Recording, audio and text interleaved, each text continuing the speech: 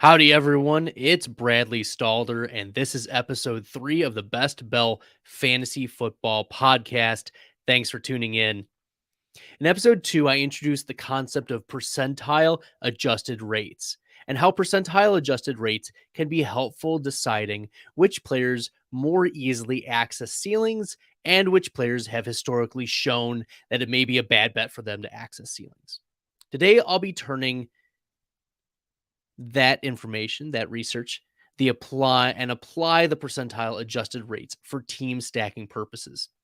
Now, I haven't included rookies yet in these calculations. However, that is for future research and podcasts.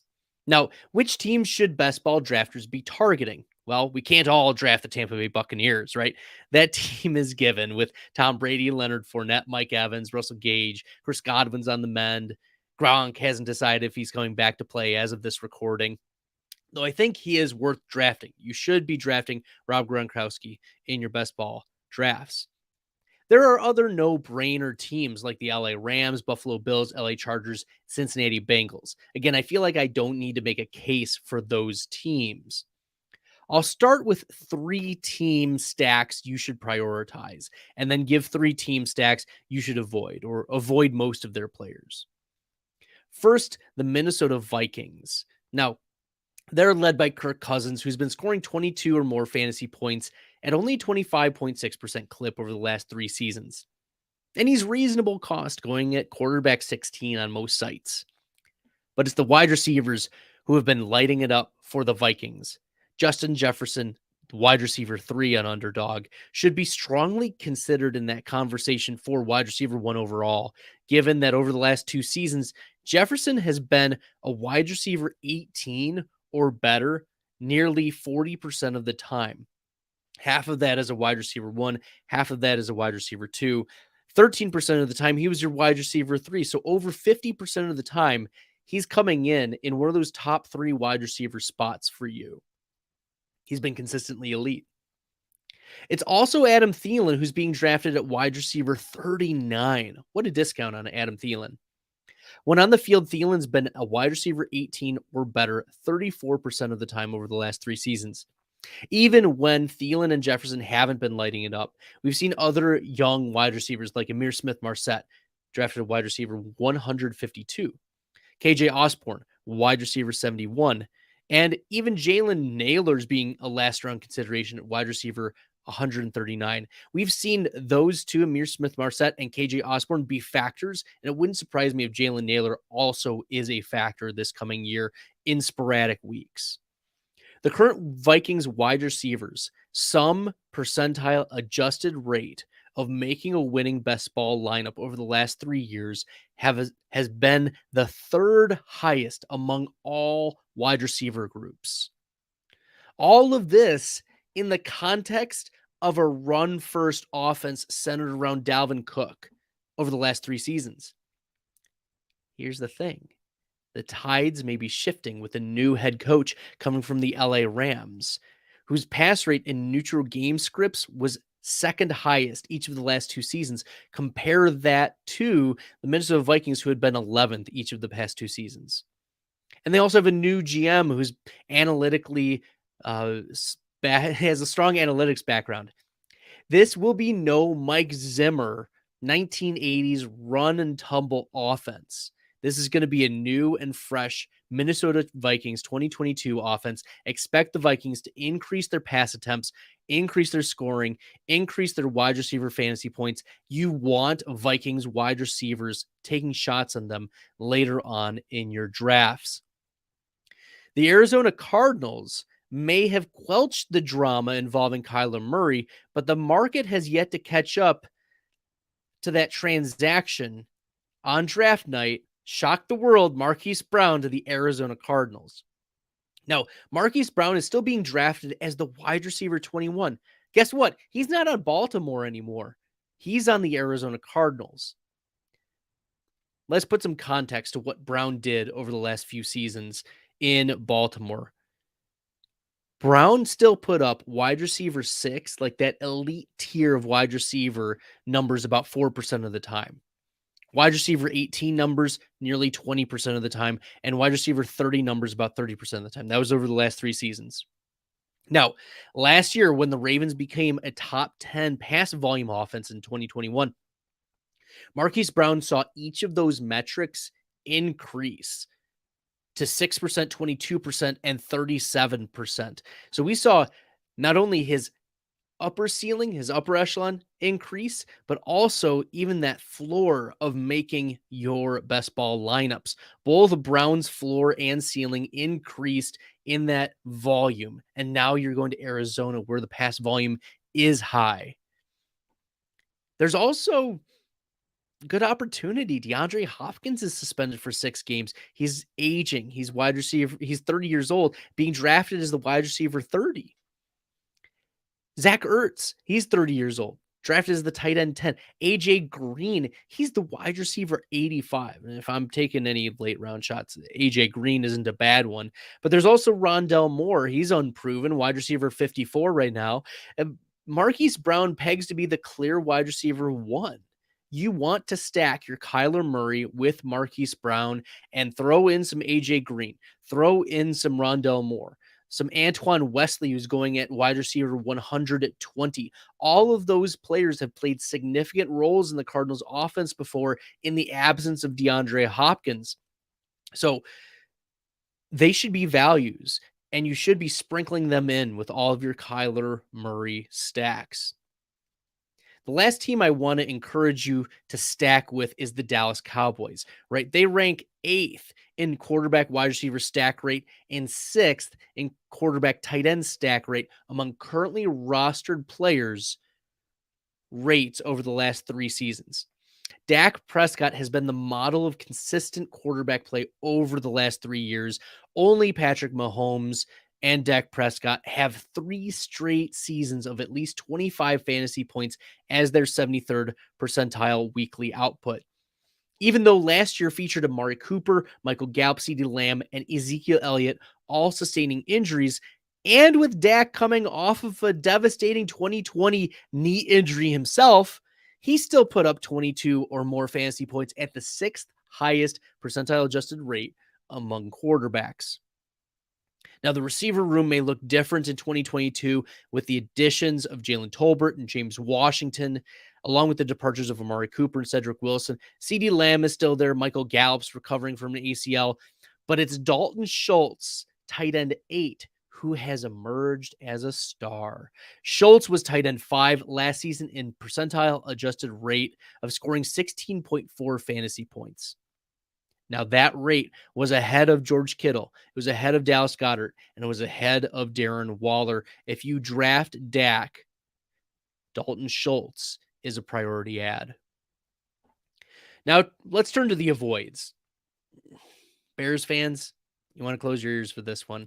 Also, Justin Fields fans, you want to close your ears for this one. Yikes. This team is bad. The Bears are so bad. Chicago is 30th in veteran team stack rate and did almost nothing to add to the offense's upside. Look, I like Cole Kmet, Notre Dame homer right here. I think he will emerge and take a step forward. I think he'll outproduce tight end 16. He's a sleeper for me to be a top 10, top 6 PPR tight end, but he's never done it before. Cole Kmet has never scored more than 14.7 fantasy points in PPR scoring in a game. Now, Darnell Mooney going as the wide receiver 33, he's a nice piece too, but you can't expect upside from Darnell Mooney. Not once has Darnell Mooney crossed that 24.7 fantasy point threshold to be that elite wide receiver. Instead, he's a fine wide receiver 2 or 3 target. 34% of his games were in that range last year. But Byron Pringle, drafted as the wide receiver 93, like he's the next one up. It's a hot mess. And don't talk to me about Velus Jones, okay? Even as cheap as Fields, Mooney, Kmet, and Pringle and company come in best ball drafts, they just simply cannot access the ceiling you want to win tournaments. And while Davis Mills, quarterback 28, is one of my highest drafted quarterbacks in the Underdog Superflex pre-draft tournament, aside from Brandon Cooks at wide receiver 34, there's not a lot of other stackable options. John Mechie at wide receiver 77 is coming off an ACL tear. Nico Collins, wide receiver 86, didn't do much in his first year. Let's not forget Danny Amendola. Not only played meaningful snaps for the Texans last season, but also had a 10% rate of achieving at least a wide receiver 18 range weekly outcome. Unless the Texans add a player like a Jarvis Landry or re-sign Will Fuller, there's not much upside to be had for that offense. And I even like Brevin Jordan. I think he's a better value than Irv Smith at this point. But like, I'll stack Jordan with Davis Mills. There's still not upside there. I am concerned about the Houston Texans. And finally, I'll add one team here that may make sense to you in a little bit, and that's the Baltimore Ravens. The only stack worth rostering for the Ravens is the most obvious one. Lamar Jackson, quarterback 4, Mark Andrews, tight end 2. Rashad Bateman is being drafted as the wide receiver 35, which is the only other wide receiver drafted in the top 95 of underdog drafts. It's thin for Baltimore, which we project to revert back to a run-first offense upon the return of J.K. Dobbins and Gus Edwards. The loss of Marquise Brown cannot be overstated. It's massive.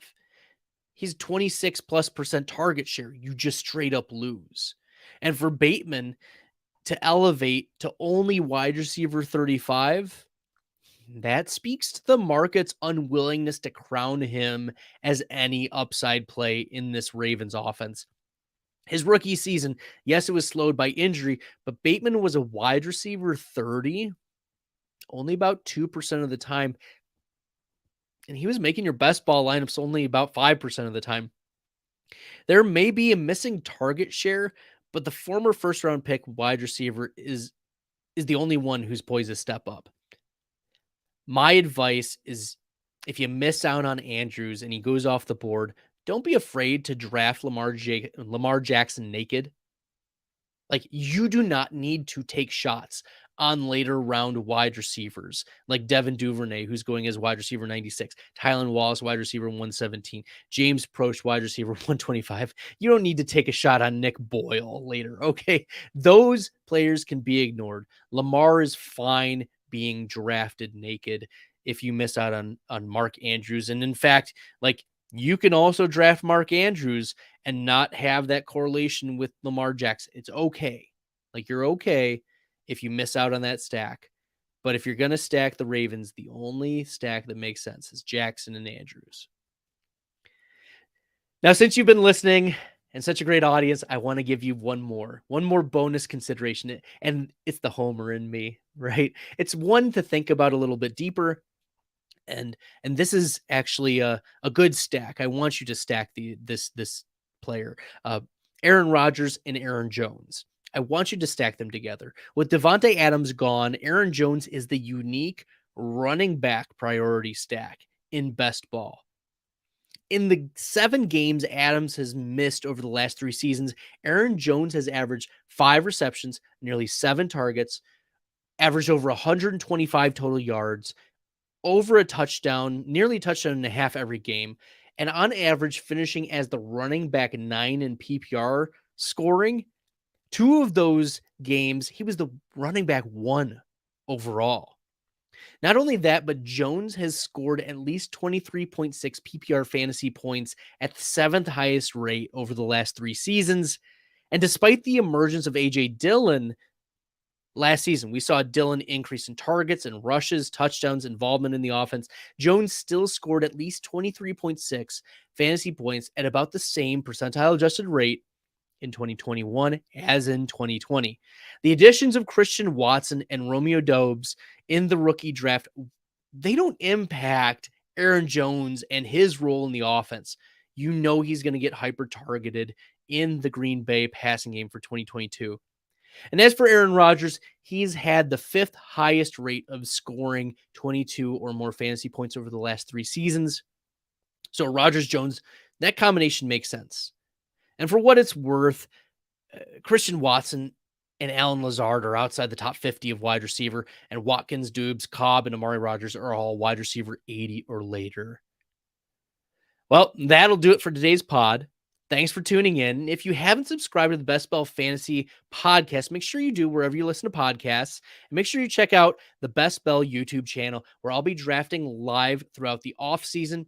Don't forget to follow me on Twitter at FFStalder. Thanks for listening. I appreciate it. And later this week, join me on Drafters Fantasy, where I'll be doing another live Drafters Million NFL Best Ball Championship draft. My old friend, Billy Muzio. In the meantime, good luck in the best ball streets.